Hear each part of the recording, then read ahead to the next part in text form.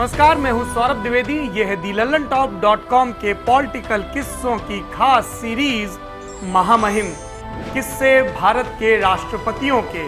और आज बात देश के 13वें राष्ट्रपति प्रणब मुखर्जी की, जिन्होंने बचपन में गाय खा ली थी, या कम से कम कहा ऐसा था। किस्सा कुछ यूं है कि बीरभूम के कामत किंकर मुखर्जी स्वतंत्रता संग्राम सेनानी थे, कांग्रेस से जुड़े हुए थे। अंग्रेजों ने उनके खिलाफ वारंट निकाला और तय किया कि अगर वो गिरफ्तारी नहीं देंगे तो घर के सामान की कुर्की कर ली जाएगी। मगर पुलिस विभाग में मुखर्जी के कुछ दोस्त भी थे, जिन्होंने परिवार के लोगों को पहले से इत्तला कर दिया। सारा सामान दाएं बाएं कर दिया गया। गांव में घर में जो मवेशी थे उनको भी पड़ोसियों के यहाँ बांध दिया गया। दरोगा जो कुर्की के लिए पहुंचा था, उसको जब कोई माल असबाब नहीं मिला तो उसने प्रणब से पूछा, तुम्हारे घर में तो गाय भी थी, कहाँ गई? बच्चा प्रणब बोला, मैंने खा ली।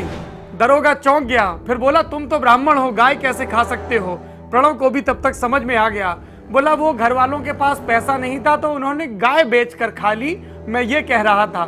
दरोगा मुस्कुरा दिया, समझ गया बच्चे का तर्क क्या है, और वहां से चल दिया। ये है प्रणब मुखर्जी की कहानी। शुरू से ही युक्तियों में माहिर, इतने माहिर कि इंदिरा गांधी उनके लिए कहा करती थी कि प्रणब मुखर्जी के मुंह से सिर्फ पाइप का धुआं निकल सकता है, मेरा या कांग्रेस का कोई राज नहीं। लेकिन कुछ ऐसा हुआ कि इंदिरा गांधी के बेटे राजीव गांधी ने प्रणब मुखर्जी के चढ़ते पॉलिटिकल ग्राफ पर ब्रेक लगा दिया। 1984 का वो दौर सबको याद है, जब वेस्ट बंगाल में प्रणब मुखर्जी के साथ राजीव गांधी कैंपेन कर रहे थे और तभी उन्हें इंदिरा की हत्या की खबर मिली। कहते हैं कि प्लेन में राजीव ने प्रणब से पूछा कि ऐसी स्थिति में क्या संवैधानिक प्रक्रिया है। प्रणब मुखर्जी ने जवाब दिया, प्रक्रिया तो ये है, परंपरा तो ये है कि जो सबसे वरिष्ठ मंत्री हो उसको प्रधानमंत्री के पद की शपथ दिलवा दी जाए। राजीव वापस आए, जैल सिंह ने उनको शपथ दिलवाई। उस शपथ का जो प्रस्ताव था उसको तैयार किया था पीवी नरसिम्हा राव और प्रणब मुखर्जी ने। लेकिन शपथ और उसके बाद चुनावों के दौरान राजीव गांधी और उनके दोस्तों ने यह समझाया कि प्रणब मुखर्जी तुम्हारी जगह प्रधानमंत्री बनना चाहते थे। ऐसे में वो हुआ जिसकी प्रणब मुखर्जी ने प्रत्याशा नहीं की थी। पहली मर्तबा उनको कैबिनेट से ड्रॉप कर दिया गया। तब प्रणब ने खुद को ये कहकर दिलासा दी कि पश्चिम बंगाल के एक और कद्दावर कांग्रेसी नेता एबी गनी खान चौधरी को भी ड्रॉप किया गया है। लेकिन एक बरस के बाद चौधरी को वापस कैबिनेट में ले लिया गया। प्रणब को कुछ समय के लिए प्रदेश कांग्रेस कमेटी का अध्यक्ष भी बनाया गया, मगर वहां भी कुछ समय के बाद उनके धुर विरोधी प्रियरंजन दास मुंशी को बैठा दिया गया। अभी घावों पर कुछ नमक मला जाना बाकी था। प्रणब मुखर्जी को दिल्ली में राजनीतिक करियर शुरू होने के बाद पहली मर्तबा कांग्रेस वर्किंग कमेटी और कांग्रेस पार्लियामेंट्री बोर्ड से भी निकाल दिया गया। प्रणब मुखर्जी फिर भी चुप्पी साधे रहे। फिर आया एक इंटरव्यू, जिसके बाद सब्र के सब बांध दोनों तरफ से खुल गए। इंटरव्यू लिया था प्रीतिश नंदी ने इलस्ट्रेटेड वीकली के लिए। इंटरव्यू में बकौल प्रणब जानबूझकर ऐसे सवाल पूछे गए जिसमें मुझे इंदिरा गांधी और राजीव गांधी के शासन की तुलना करनी थी।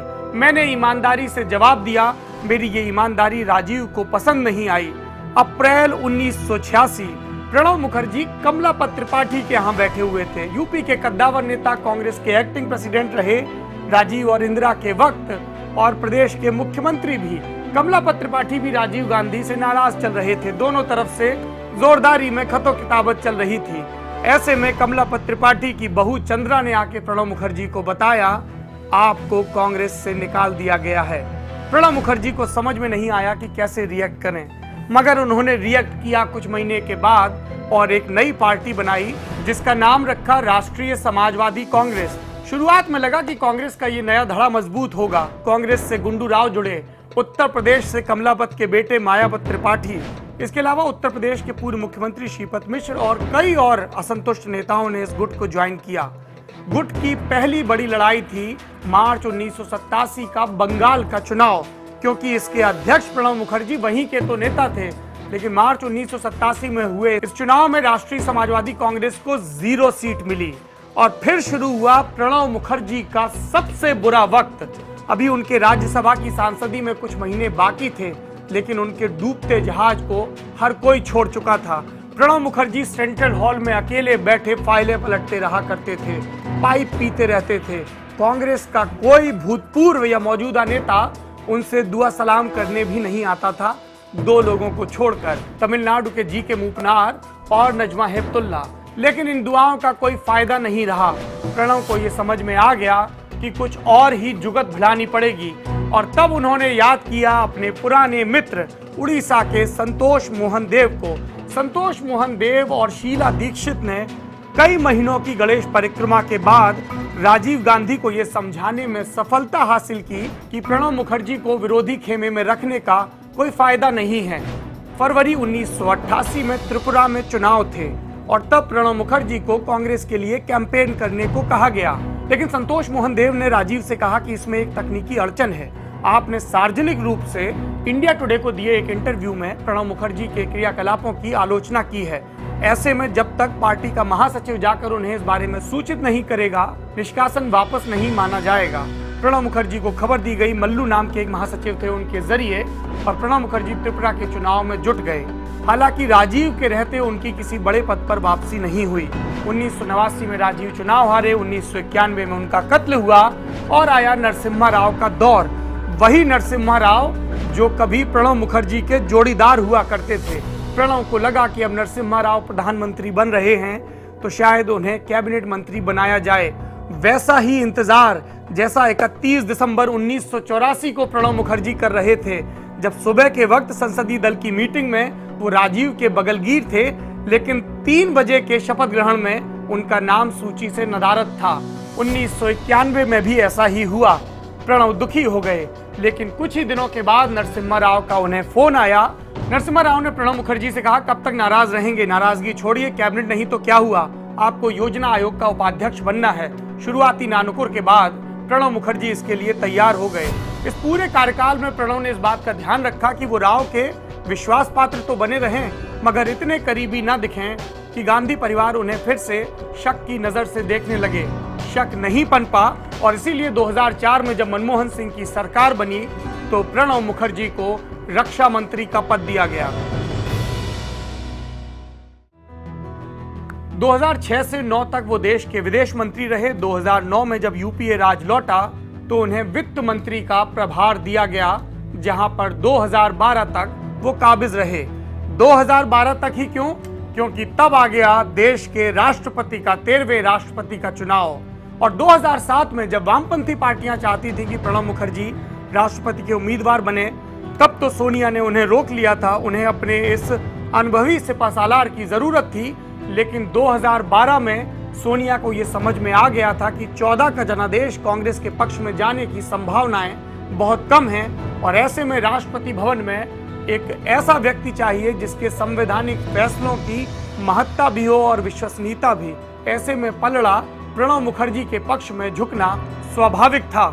लेकिन सब कुछ इतनी सरलता से हो जाए तो हिंदुस्तान की सियासत ही क्या। आइए आपको एक बार फिर से मई, जून और जुलाई में दिल्ली में हर 5 बरस होने वाले सियासी मेले में ले चलते हैं, जिसका नाम है राष्ट्रपति का चुनाव। 13 जून 2012 शाम 5:35 सोनिया गांधी के घर 10 जनपद से बाहर निकली पश्चिम बंगाल की मुख्यमंत्री और टीएमसी की सुप्रीमो ममता बनर्जी, और बाहर खड़े पत्रकारों से बात करते हुए संसदीय परंपराओं को भी भूल गईं। परंपरा की किसी भी गठबंधन के सबसे बड़े दल का नेता राष्ट्रपति के चुनाव के लिए अपने प्रत्याशी का ऐलान करता है, मगर ये ममता बनर्जी थी। परंपराओं की परवाह करती तो बंगाल से वामपंथियों को कैसे उखाड़ पाती। पत्रकारों से बोली, हमारी मीटिंग में तय हो चुका है, गठबंधन के उम्मीदवार राष्ट्रपति के पद के लिए होंगे प्रणब मुखर्जी और उपराष्ट्रपति के पद के लिए हम हामिद अंसारी को रिपीट करेंगे। देश भर की मीडिया को लगा कि यूपीए ने फाइनली अपना उम्मीदवार चुन लिया है, लेकिन ये क्या, ममता बनर्जी उस बयान के बाद उस जगह से 1 किलोमीटर दूर 16 अशोक रोड पहुंची अपने मित्र मुलायम सिंह यादव के आवास पर और वहां पर मंत्रणा करने लगी। मंत्रणा के बाद 1 घंटे के बाद पिछले बयान के एक और प्रेस कॉन्फ्रेंस हुई। अब ममता बनर्जी के सुर बदले हुए थे। उनके बगलगीर थे मुलायम सिंह यादव और दोनों एक स्वर में कह रहे थे कि दरअसल राष्ट्रपति तो एपीजे अब्दुल कलाम को बनना चाहिए। देखिए, जब वो 2002 से 2007 के बीच राष्ट्रपति थे तो उनकी कितनी प्रतिष्ठा थी। कांग्रेस के चुनावी प्रबंधकों के हाथ से तोते उड़ गए। उन्हें समझ में ही नहीं आया कि ममता बनर्जी ने ये पलटी क्यों खाई। ममता और मुलायम सिंह यही नहीं रुके, उन्होंने कहा कि अगर एपीजे अब्दुल कलाम के नाम पर सहमति नहीं बन पाती है तो सोमनाथ चटर्जी को ये मौका दिया जाना चाहिए। वरिष्ठ वामपंथी नेता जिन्होंने न्यूक्लियर डील पे लेफ्ट पार्टियों के यूपीए से सपोर्ट हटाने के बावजूद स्पीकर का पद छोड़ने से इनकार कर दिया और इसके लिए संसदीय गरिमाओं का हवाला दिया। नतीजतन उनकी अपनी पार्टी में, जिसके लिए उन्होंने अपनी पूरी जिंदगी गुजार दी, उन्हें किनारे कर दिया। इसके बावजूद सोमनाथ दा का जिक्र संसदीय जीवन में और दिल्ली के गलियारों में होता रहा। लेकिन सबसे ज्यादा जिक्र हुआ मुलायम और ममता के सुझाए तीसरे नाम का, जो पूरे यूपीए के लिए शर्मिंदगी का बायस बना। ये नाम था उस वक्त के प्रधानमंत्री मनमोहन सिंह का।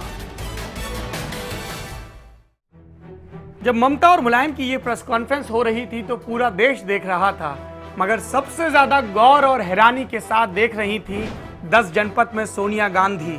अभी 4:30 बजे ही तो ममता बनर्जी उनके बगल में बैठी चाय पी रही थी, और जब सोनिया ने राष्ट्रपति के पद के लिए प्रणब मुखर्जी का नाम सुझाया तो ममता फौरन मान गई थी।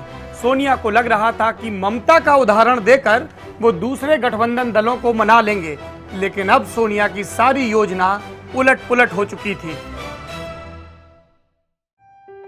14 जून सुबह 10 बजे 10 जनपद पर दोबारा से यूपीए के नेताओं की बैठक हुई, और बैठक के बाद पार्टी के महासचिव जनार्दन द्विवेदी ने प्रेस कॉन्फ्रेंस में बताया कि ममता और मुलायम के सुझाए तीनों नामों को खारिज कर दिया गया है। अब प्रणब मुखर्जी का चुनाव कांग्रेस के लिए इज्जत का सवाल बन चुका था। उन्हें बाहर से समर्थन दे रही समाजवादी पार्टी की ज्यादा चिंता नहीं थी, क्योंकि उन्हें पता था कि अगर मुलायम के 21 सांसद जाएंगे तो मायावती के 20 सांसद आ जाएंगे। उन्हें चिंता थी ममता बनर्जी की, और उन्हें चिंता इस बात की भी थी कि कहीं ममता के देखा देखी दूसरे गठबंधन दल भी छिटकने न लगे। जब ये सब हो रहा था तो बीजेपी क्या कर रही थी? वो लालकृष्ण आडवाणी के दौर की बीजेपी थी, नरेंद्र मोदी और अमित शाह के दौर की नहीं। वो वेट एंड वॉच की पुरानी रणनीति पर काम कर रहे थे। 1 मई को बस सुषमा स्वराज ने, जो नेता प्रतिपक्ष थी, एक बयान दिया था कि बीजेपी अपना कैंडिडेट चुनते वक्त क्षेत्रीय दलों की पसंद का ख्याल रखेगी। सुषमा ने यह भी कहा, जब एक पत्रकार ने पूछा कि क्या एपीजे अब्दुल कलाम का नाम आ सकता है, तो उन्होंने कहा कि अगर सर्वसम्मति बनती है तो भारतीय जनता पार्टी को कोई ऐतराज क्यों होगा। उधर अहमद पटेल थे, वही अहमद पटेल जिनको अब राज्यसभा में पहुंचने के लाले पड़ रहे हैं। वही अहमद पटेल सोनिया के राजनीतिक सचिव, जो 10 साल तक लुटियंस दिल्ली के सर्वशक्तिमान व्यक्ति थे। अहमद पटेल मुलायम सिंह यादव को मनाने में लगे थे।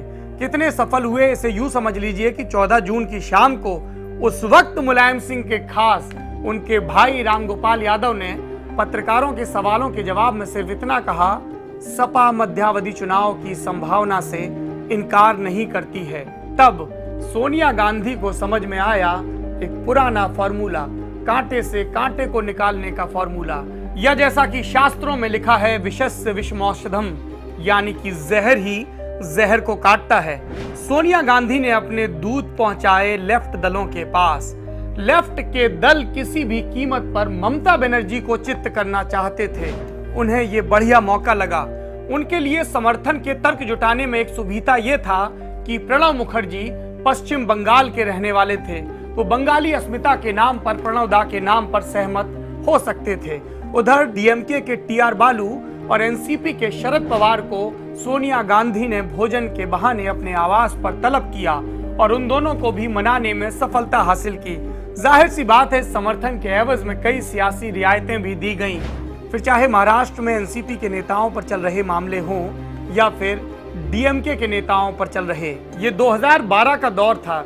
आयुर्वेद के प्रोडक्ट्स बेचने वाला एक बाबा भी सियासत में दिलचस्पी दिखाने लगा था। 12 जून को बाबा रामदेव एपीजे अब्दुल कलाम का नाम लेकर विपक्षी दलों के नेताओं से मिलने लगे। कभी वो जसवंत सिंह से मिलते तो कभी मुलायम सिंह यादव से, कभी नितिन गडकरी तो कभी नीतीश कुमार। ये सारे नेता अलग अलग एपीजे अब्दुल कलाम से मिलकर उनको इस दावेदारी को स्वीकारने के लिए कह रहे थे। लेकिन कलाम का एक ही राग था, जब तक सर्वसम्मति नहीं बनेगी मैं तैयार नहीं होऊंगा।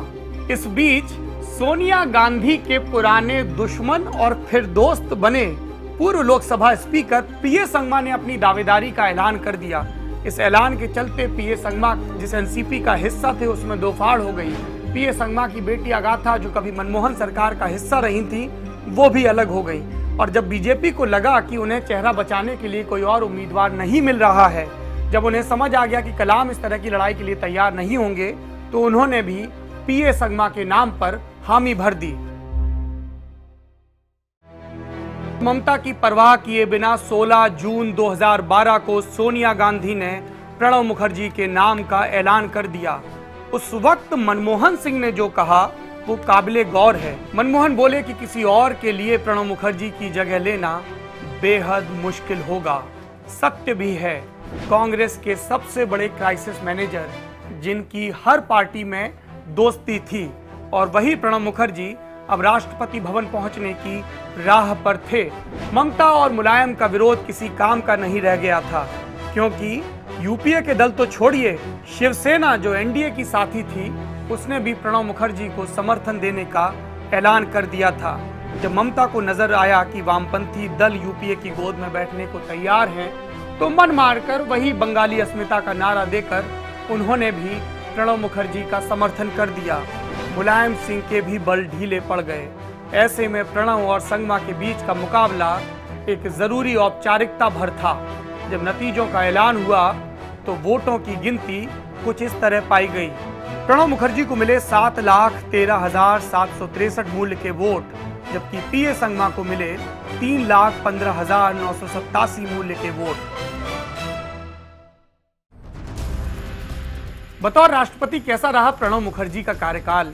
उत्तराखंड में राष्ट्रपति शासन का विवाद अगर छोड़ दें, जब हाईकोर्ट ने उनके फैसले को खारिज कर दिया तो उनका कार्यकाल अपेक्षाकृत शांत रहा। मैं कभी कभी सोचता हूं कि जब प्रणब मुखर्जी को राजीव गांधी ने बेइज्जत कर कांग्रेस से निकाला होगा तो क्या उन्होंने कांग्रेस के समूल नाश की कस्में खाई होंगी, और तब उनकी प्रतिक्रिया क्या रही होगी जब उन्होंने 2014 के लोकसभा चुनाव में कांग्रेस को 50 से भी नीचे 44 सीटों पर सिमटते देखा होगा। 10 वर्षों में प्रणब मुखर्जी ने कुछ तो ख्याल बनाया होगा राहुल गांधी की नेतृत्व क्षमता के बारे में। ये बातें शायद प्रणब मुखर्जी बताएं, शायद ना बताएं। उनकी आत्मकथा के 2 खंड आ चुके हैं। ये खंड उनकी डायरियों पर आधारित हैं, जिन्हें वो हर रात खुद लिखते हैं और अगली सुबह उसकी एक और प्रति तैयार होती है। एक वाकया ये भी है कि जब दिल्ली में बाढ़ आई थी तो उनके बेसमेंट में रखी कई डायरियां खराब हो गई थी। इसके बाद से ही प्रणब ने अपनी डायरी की कॉपी बनवाना शुरू किया। शायद तीसरे खंड में वो राहुल और सोनिया की नेतृत्व क्षमता पर टिप्पणी करें, या जो प्रणब को जानने वाले हैं उनकी माने तो प्रणब ऐसा कुछ भी नहीं कहेंगे जिससे उनकी बेटी, उनकी राजनीतिक वारिस शर्मिष्ठा मुखर्जी के पॉलिटिकल करियर पर ग्रहण लगे। ये प्रणब मुखर्जी की कहानी है, जिन्हें पता था कि कब बोलना है, कब चुप रहना है। कागजों के माहिर, कलम के माहिर प्रणब मुखर्जी जो इसी काबिलियत के दम पर देश के सर्वोच्च संवैधानिक पद पर पहुंचे। महामहिम के अगले एपिसोड में बताएंगे देश के मौजूदा महामहिम रामनाथ कोविंद की कहानी। अगर आप ये वीडियो फेसबुक पर देख रहे हैं तो ललन टॉप के पेज को लाइक करें, दोस्तों को भी इस बारे में बताएं। यूट्यूब पर देखने वाले दोस्त हमारे चैनल को सब्सक्राइब करें और घंटी टंटनाएं ताकि एपिसोड अपलोड होते ही आपको खबर हो जाए। शुक्रिया।